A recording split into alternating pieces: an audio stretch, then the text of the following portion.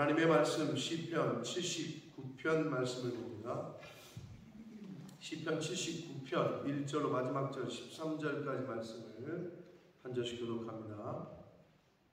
하나님이여 이방 나라들이 주의 기업의 땅에 들어와서 주의 성전을 더럽히고 예루살렘이 돌무더기가 되게 하였나이다. 그들이 주의 종들의 시체들을 공중에 새기게 하고 주의 성소에서 입체들을 땅 짐승에게 주며 그들의 피를 예루살렘 사방에 물같이 흘렸으나 그들을 매장하는 자가 없었나이다. 우리는 우리 인생의 해가 거리가 되며 우리를 애워싸는 사람들에게 주소서 조롱거리가 되었나이다. 여호와여 어느 때까지이니까 영원히 노하시리이까 주의 질투가 불붙듯 하시리이까 주를 알지 아니하는 민족들과 주의 이름을 믿지 아니하는 나라들에게 주의 노를 쏟으소서. 그들이 야곱을 삼키고 그의 거처를 황폐하게 함이니이다. 우리 조상들의 죄악을 기억하지 마시고 주의 불로 우리를 속히 영접하소서. 우리가 매우 가난하게 되었나이다. 우리 구원의 하나님이여 주의 이름의 영광스러운 행사를 위하여 우리를 도우시니 주의 이름을 증거하기 위하여 우리를 건지시니 우리 죄를 사하소서. 이방 나라들이 어찌하여 그들의 하나님이 어디 있느냐 말하노이까. 주의 피를 대한 복수를 우리 목전에서 이방 나라에게 보여주소서. 갇힌 자의 탄식을 주의 앞에 이르게 하시며 죽이기로 정해진 자도 주의 크신 능력을 따라 보존하소서. 주여 우리 주를 경외하는 그들의 눈에 칠배가 같이 읽습니다. 우리는 주의 백성이요 주의 목장의 양이니 우리는 영원히 주께 감사하며 주의 영예를 대대에 전하리이다. 아멘. 살아계신 하나님 아버지 감사와 찬송과 영광을 올려드립니다. 아버지 하나님 오늘도 저희들의 생명을 연장시켜 주시고 새로운 한 날을 허락하시고 저희들의 발걸음을 아버지의 집으로 주님의 몸된 교회로 이 은혜의 보좌 앞으로 나오게 해주셔서 하나님 앞에 찬송을 드리며 기도드리며 말씀을 들을 수 있는 복된 자리로 인도해 주시니 아버지 감사합니다.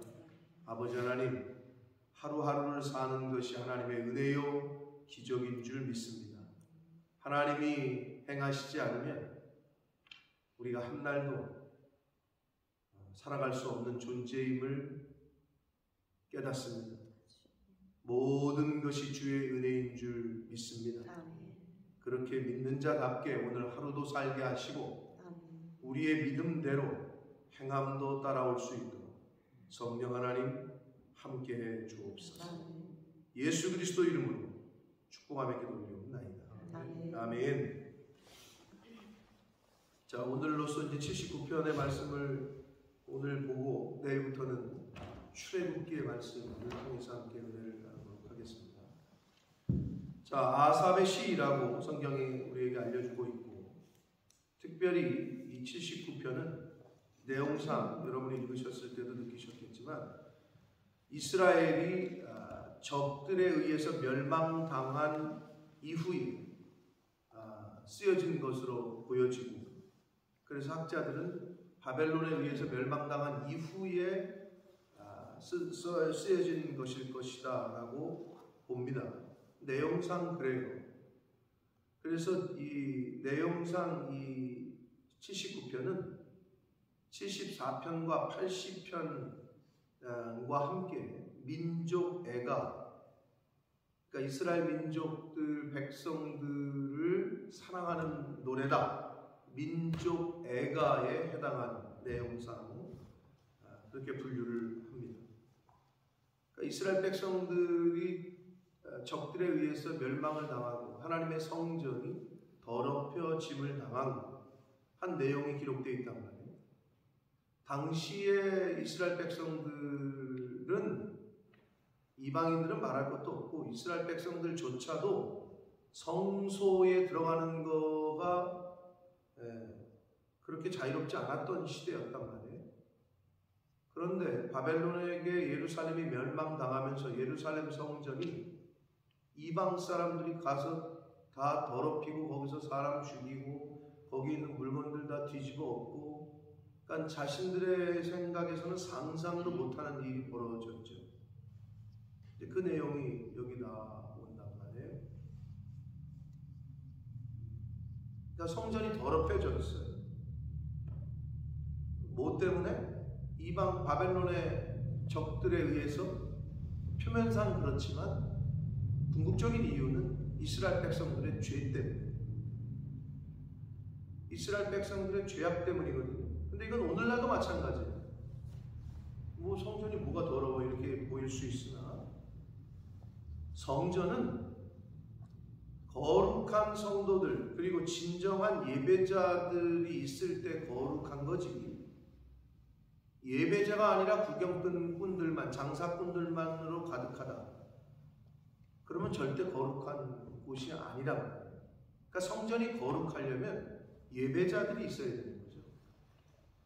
구경꾼, 장사꾼들이 아니라. 구경꾼, 장사꾼들이 있던 성전은 예루살렘이 가서 엎었죠. 예수님께서 가서 엎으셨죠. 말 그대로 성전 정화를 하셨죠. 근데 오늘날은 장사꾼들, 구경꾼들만 있는데 없는 목회자들이 없어. 이걸 갈아 엎어야 되는데 다 내쫓고. 근데 이게 좀 약해져가지고 그냥 그대로 두니까 교회가 욕을 먹고 있는 거예요. 그러니까 오늘날은 그렇게 보시면 돼요.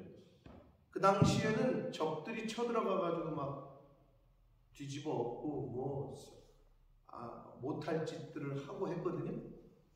그 당시에는. 근데 오늘날의 성전이 더러운 거는 말 그대로 교회에 진정한 예배자들이 있어야 되는데 예배자들은 찾아볼 수 없고 그냥 뭐 마실 나오듯이 나오는 사람들, 그냥 종교행위 하듯이 나오는 사람들, 친목과 교제와 네트워크를 위해서 나오는 사람들, 이런 사람들만 있다. 그럼 이제 교회가 거룩하지 않죠. 늘 시끄럽고. 그러니까 본연의 모습을 갖출 수가 없는 거죠. 그러니까 그런 측면에서 우리 생각을 하시면 됩니다.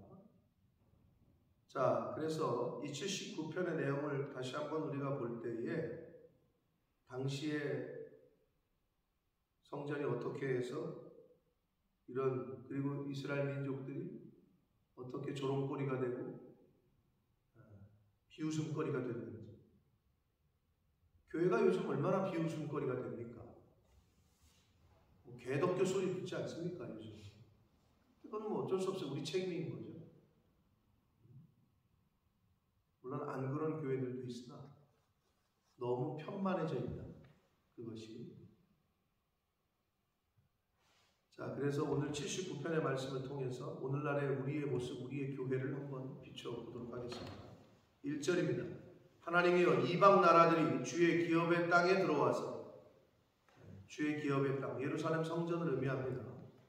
주의 성전을 더럽히고 예루살렘이 돌무더기가 되게 했습니다. 말 그대로 바벨론에 의해서 침략당했을 때의 모습을 생각하시면 돼요. 완전히 더럽혀짐을 당했고 돌무더기가 됐다는 거예요.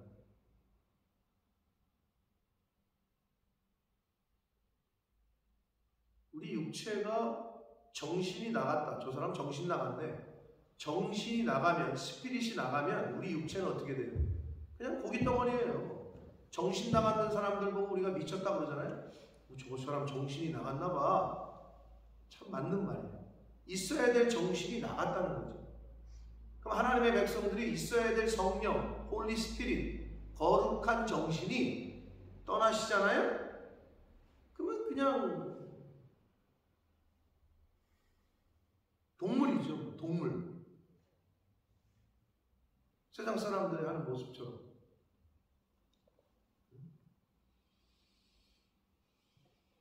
내가 있어야 될 자리인지 앉아야 될 자리인지 내 건지 아닌지도 분간 못하고,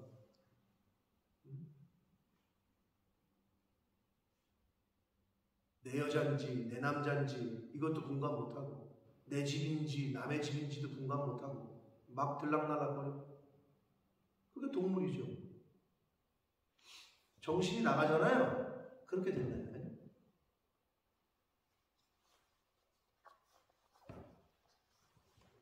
그러니까 성전에서 예배자들이 없고 하나님의 성령이 떠나시면 이렇게 됩니다. 근데 이걸 개인으로 비춰봐도 그렇고 교회로 비춰봐서도 마찬가지예요.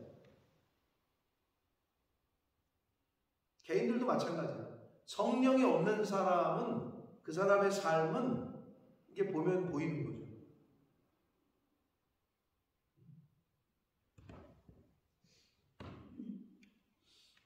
돌무더기가 됐습니다. 그냥 그들이 주의 종들의 시체를 공중의 새에게 밥으로 주고 주의 성도들의 육체를 땅의 짐승에게 줬다. 다 죽었죠. 그때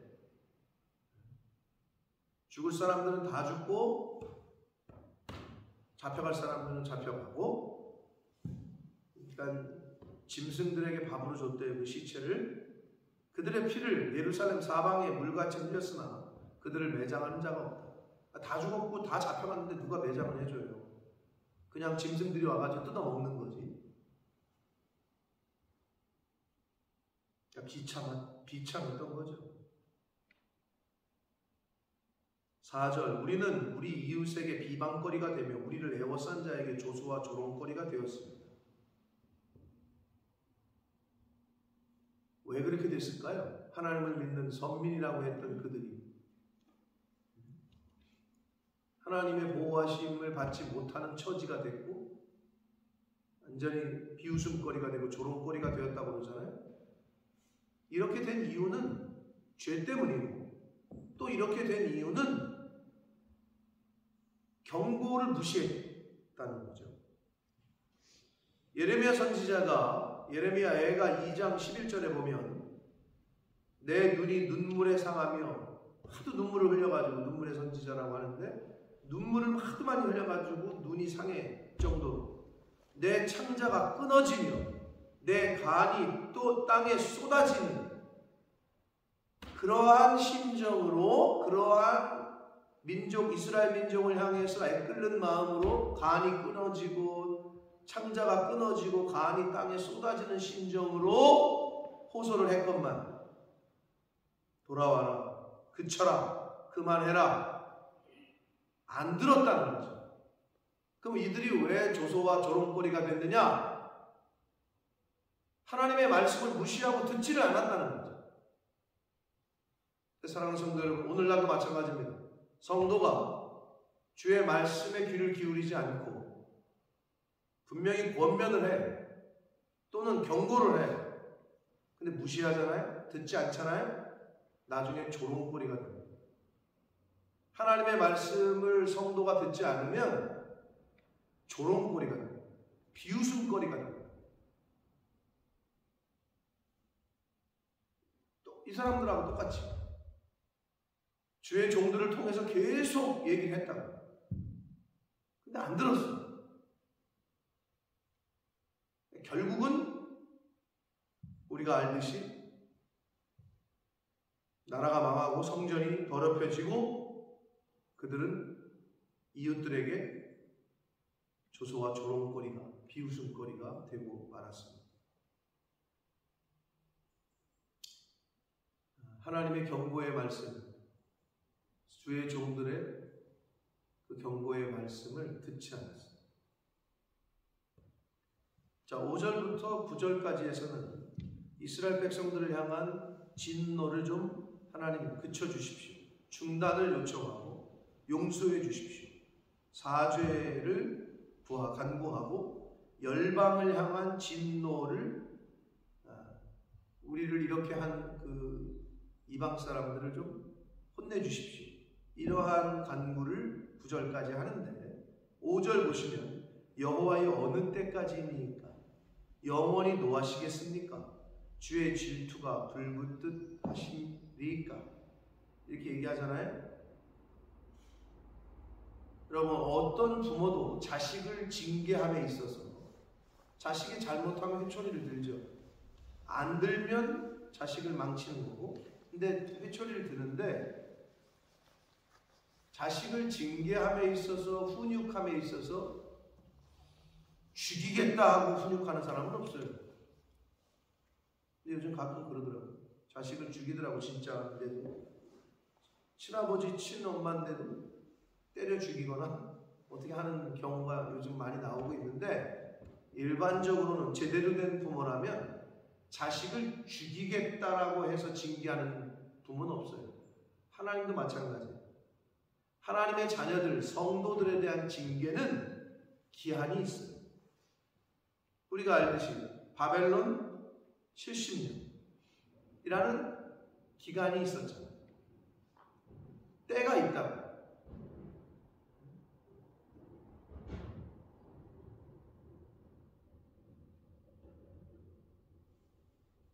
영화 제목이 기억이 안 나는데 거기에 그런 대사를, 하나님하고 관련된 영화였어요. 무슨 올마이티. 거기서 이런 말이 나와요. 당신이 신에게, 하나님께 믿음을 달라고 하면 믿음을 주시겠느냐? 믿음을 훈련할, 큰 믿음을 갖게 될 상황과 환경을 주시겠느냐? 당신이 하나님에게 저에게 인내를 주십시오. 그럼 인내를 주시겠느냐?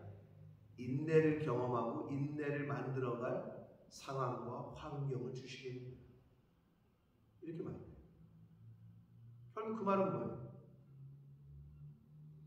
우리에게 상황과 환경을 통해서, 고난과 어려움을 통해서 인내라는 걸 배우게 하시고 믿음이라는 것을 키워가게 하시는 거죠. 그런데 왜 어려운 환경을 만나면 자꾸 불평하냐? 믿음 안 키우고 인내 같은 거 필요 없을 거예요? 그렇지 않잖아요. 하나님께서 왜 우리에게 그러면 그런 환경을 주시느냐? 우리를 사랑하시니까. 연단 받아야 되니까. 정금같이 나와야 되니까. 우리 다 알잖아요. 그러면 이제는 여러분, 저와 여러분의 삶 가운데, 남은 인생 가운데에서는 범사에 감사할 것밖에 없는 거지. 잘 되는 건 당연히 감사한 거고, 안 돼도, 망해도, 어려운 일이 닥쳐도, 실패해도 감사하지. 인내를 경험하고 그때 믿음을 사용할 수 있고, 그래야 범사에 감사라는 게 나오지. 좋을 때는 감사하고 나쁠 땐 짜증내고, 이건 누가 못해? 어느 때까지 세상 사람들하고 똑같이 사실 거예요? 그렇잖아요. 그러니까 늘 감사한 거지.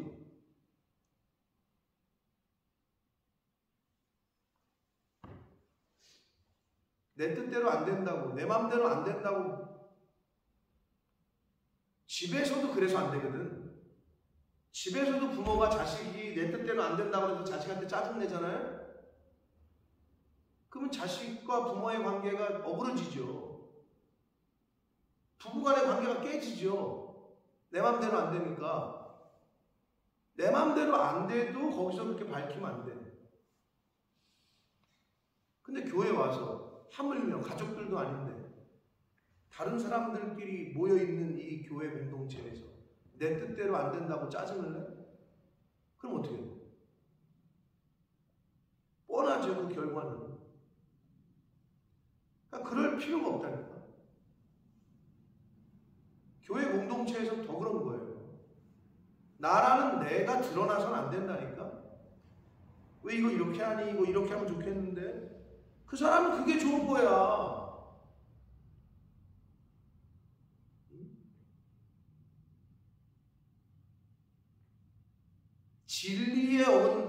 진리에 어긋난다. 그러면 얘기해 줘야지.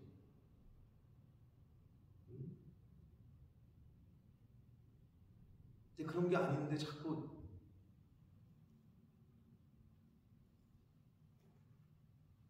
가정에서도 마찬가지고 직장에서도 마찬가지예요. 어디서도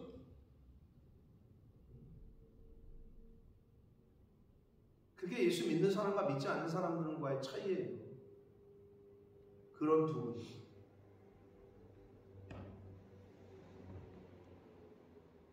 하나님의 말씀에 귀를 기울이지 않으면 다시 한번 말씀드리지만 조소와 비웃음거리와 조롱거리가 될 겁니다. 그리고 하나님의 징계는 때가 있습니다. 그것을 기억하시고 징계를 받더라도 어려움과 환난을 경험하시더라도 그 속에 있으시더라도 감사함으로 내가 뭘 고쳐야 되는지, 내가 이걸 통해서 어떤 걸 인내해야 되는지, 어떠한 모습을 보여야 되는지를 생각하십니다. 6절 봅니다. 주를 알지 아니하는 민족들, 주의 이름을 부르지 아니하는 나라들에게 주의 노를 쏟으십시오. 하나님을 모르는, 그러니까 이방 선민들을 괴롭히는, 힘들게 하는 그들에게 주의 노를 쏟으십시오 라고 이야기합니다. 그러니까 그렇게 간구하는 거죠. 그들이 야곱을 삼키고 그의 거처를 황폐하게 했습니다. 그러면서 8절, 우리 조상들의 죄악을 기억하지 마시고 주의 긍휼로 우리를 속히 영접하소서. 우리가 매우 가련하게 됐습니다. 이게 뭐냐면 조상들의 죄를 기억하지 말아라. 그러니까 조상들의 죄 때문에 지금 우리가 이렇게 고통을, 할아버지의 죄 때문에 이렇게 고통을 당합니다. 이렇게 얘기하는 게 아니고 사실은 그들 조상들도 죄를 지었지만 그 조상들이 죄를 지었으면 자식 세대들, 자녀 세대들에게서는 그걸 끊어야 되는데 똑같이 했단 말이에요. 하나님은 성경에 여러 곳에서 니네 아버지의 죄 때문에 네가 죽을 거다 그렇게 얘기 안 하셔요. 네 할아버지의 죄 때문에 니네들이 죽을 거다 이렇게 얘기 안 하신다. 각 사람은 자기 죄의 죽임을 당할 것이다. 신명기 24장에 각 사람은 자기 죄 때문에 죽임을 당할 거라고 말씀하셔요. 구원은 개체 개별적이에요.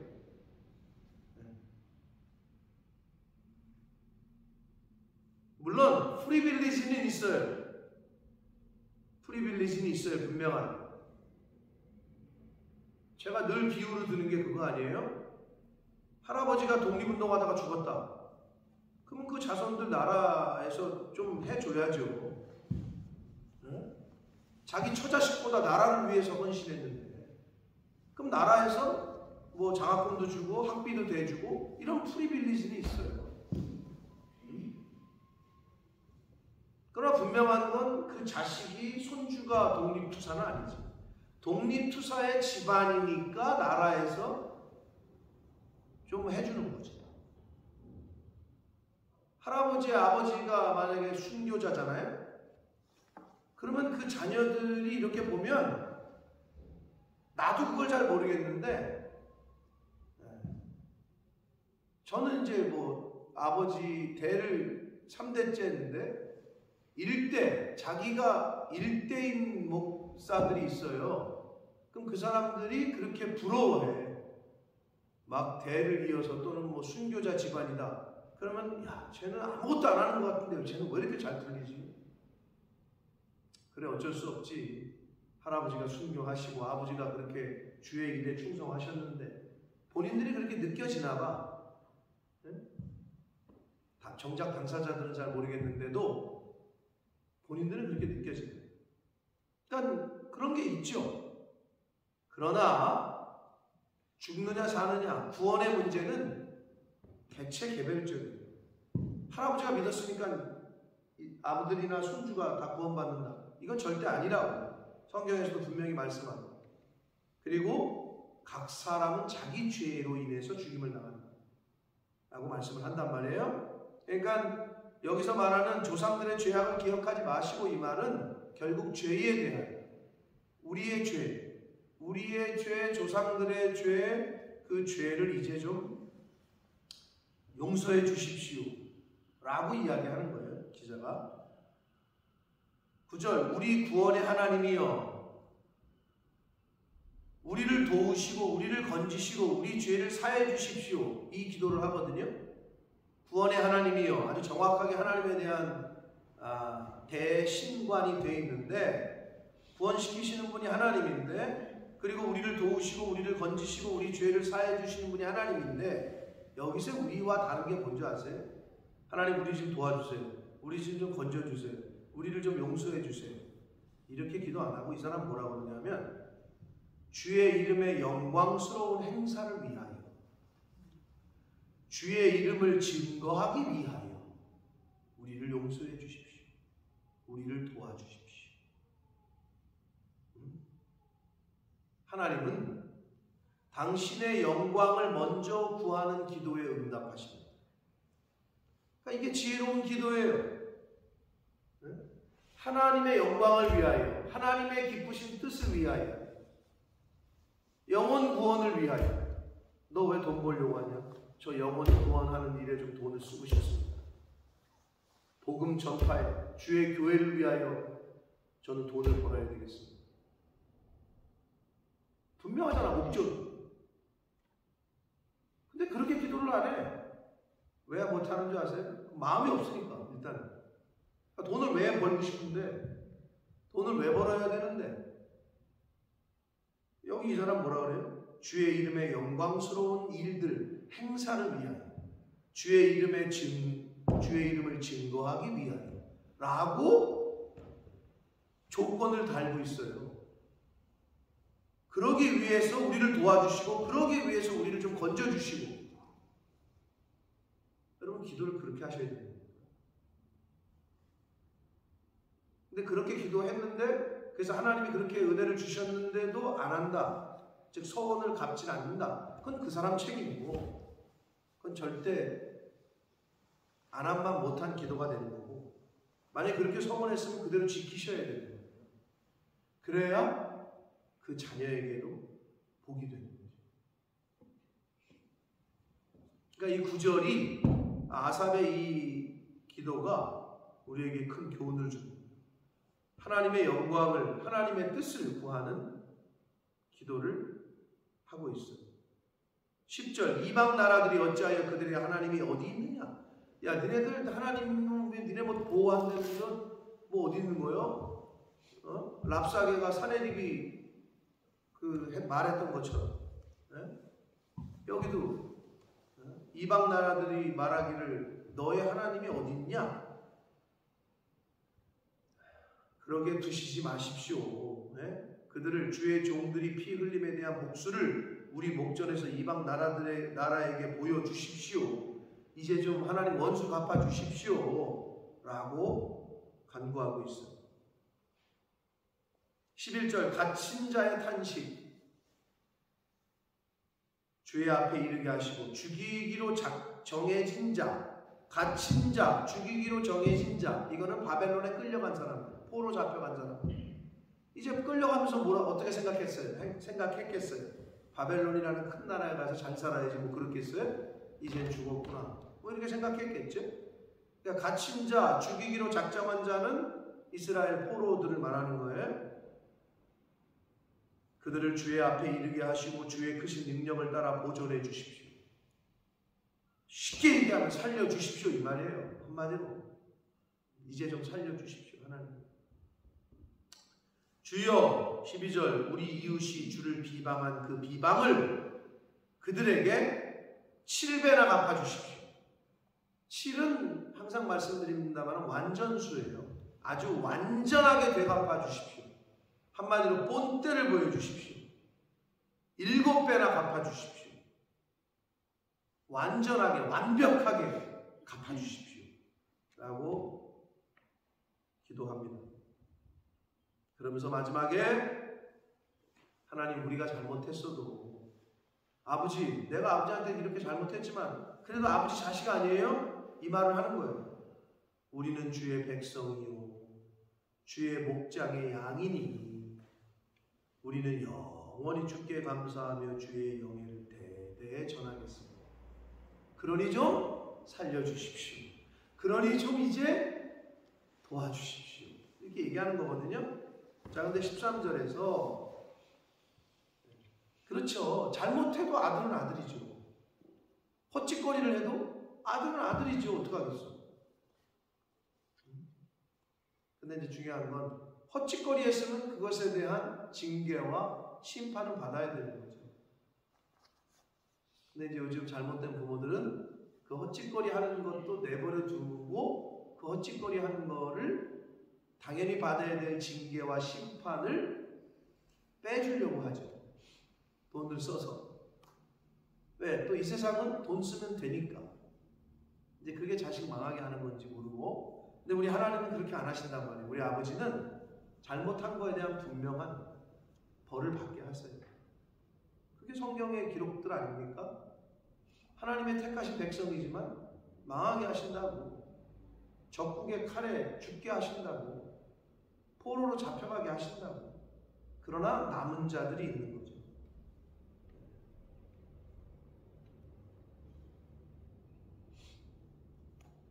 잘못해도 백성은 백성이죠. 주의 목장의 양이고. 자, 그런데 우리는 영원히 주께 감사하고 주의 영예를 대대에 전하겠다. 주의 영광을 대대에 전파하겠다. 살아계신 하나님께 우리가 살아계신 하나님이라고 고백하고 믿는 고백한다면 오늘을 사는 저희는 어떻게? 영원히 감사. 아까 서두에도 말씀드렸어요. 범사에 감사.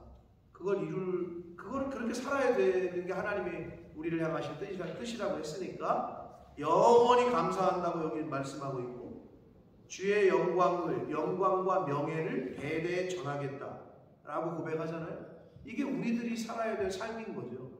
하나님의 영광과 하나님의 명예를 더럽히지 않고 주의 이름이 망령되게 일컫게 하지 않고, 저게 목사래, 저게 장로래, 저게 권사래, 이런 소리 안 듣고 뭔가 다르구나. 교회 다니는 사람들은 다르구나 라는 걸 우리가 그 통로의 역할을 해야 된다는 거죠. 그러니까 여러분 스스로가 진짜 다르게, 세상 사람들과 다르게 살고 있는지, 세상 사람들보다 교회를 더 자랑하고 교회를 더 아끼고 섬기는지. 근데 가끔 제가 우리 교회 다니는 사람들보다 우리 교회 안 다니는 사람들이 나를 더 존중하는 것 같고 나를 더 위하는 것 같고 그렇게 느낌을 받을 때가 있어요. 그건 잘못된 거죠. 지금 무슨 말이냐? 자식이 자기 아버지를 그 누구보다 존중해야 돼. 근데 자식이 아버지를, 엄마를 막대해. 근데 옆집에 있는 내 친구는 내 아버지를 굉장히 리스펙트하고 존중해. 이건 잘못된 거예요.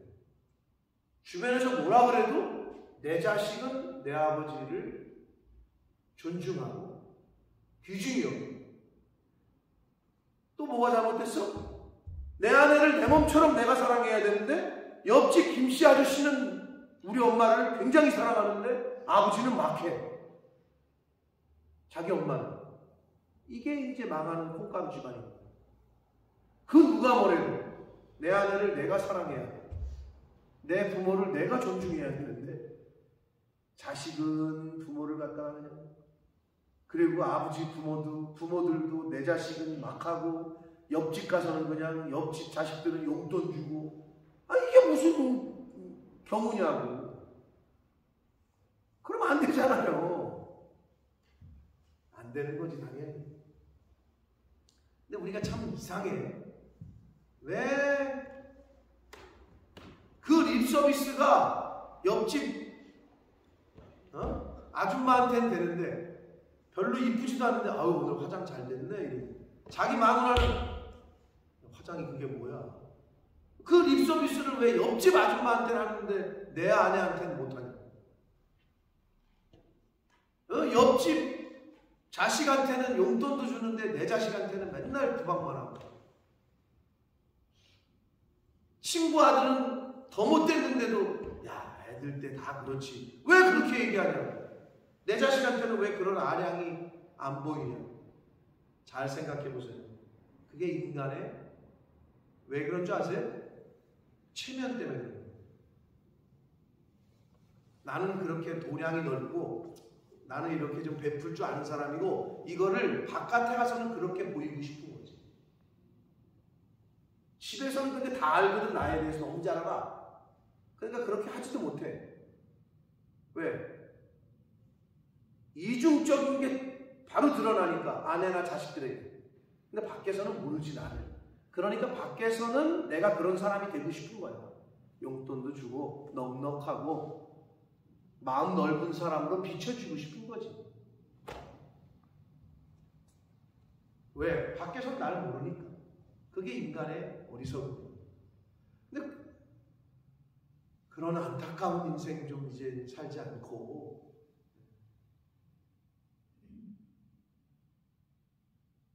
가정에서도 그래야 되고 교회도 그래요.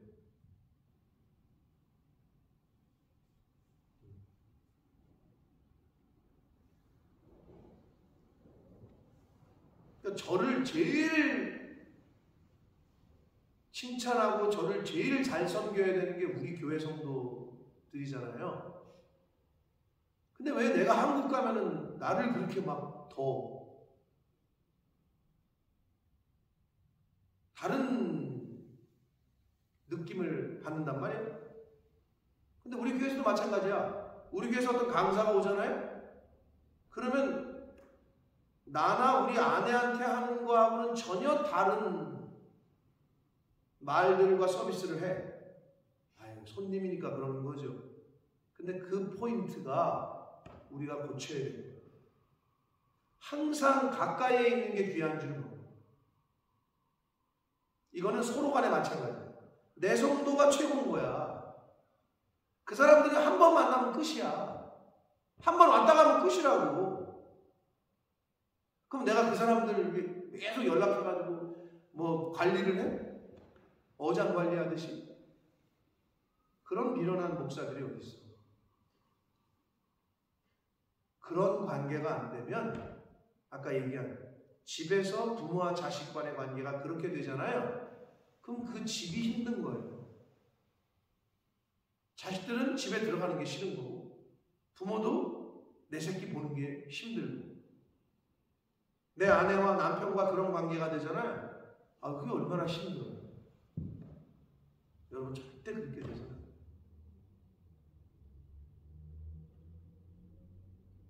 가화만사성 들어보셨죠?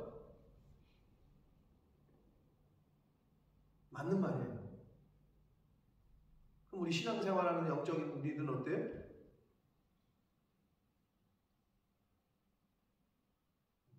교화만사성이야.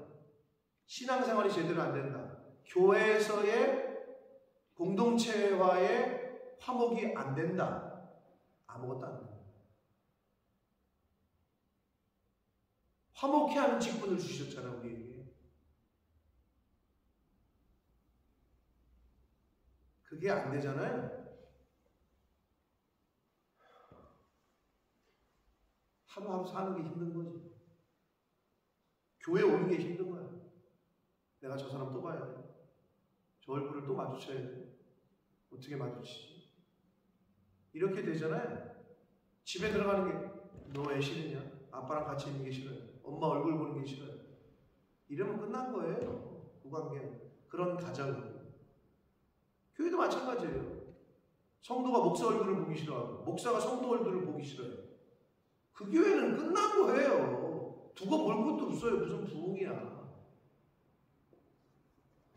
여러분 그런 교회를 다니지 마세요. 만약에 그렇게 되잖아요. 그런 교회는 안 다니시는 게 좋아요. 빨리 내 영혼 살 곳을 찾으셔야 돼요. 근데 제가 다시 한번 말씀드려요. 어디에도 내 맘에 맞는 교회는 없어요. 그 말은 뭐냐? 사람을 보잖아요. 여러분이 내가 뭐 볼 게 있겠어. 근데 어느 교회를 가도 마찬가지야. 그렇기 때문에 그 영적인 관계, 주의 종으로 봐야 돼, 그걸. 어디를 가든, 누구건. 그 관계가 안 되면 어느 교회를 가도 그 사람은 신앙생활을 할 수가 없어요. 또 마음에 안 드는 게 나올 텐데. 목사는 안 들어간?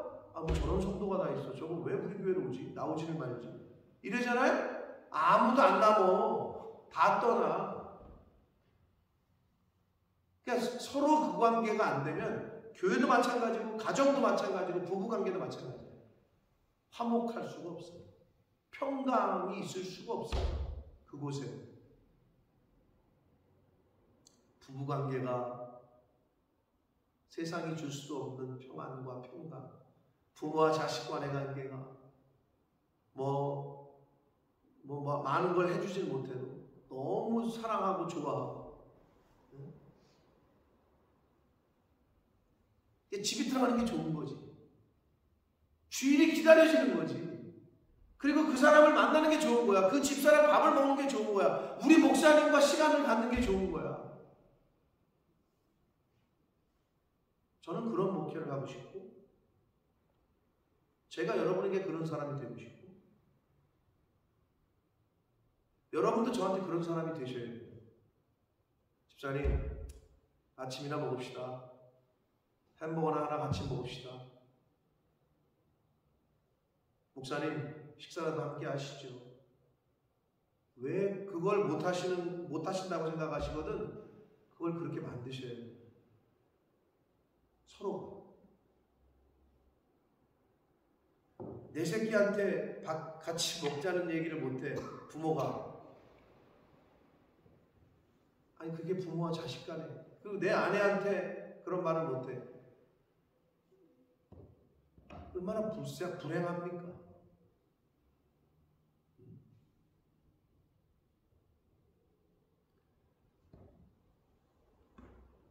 우리가 얼마나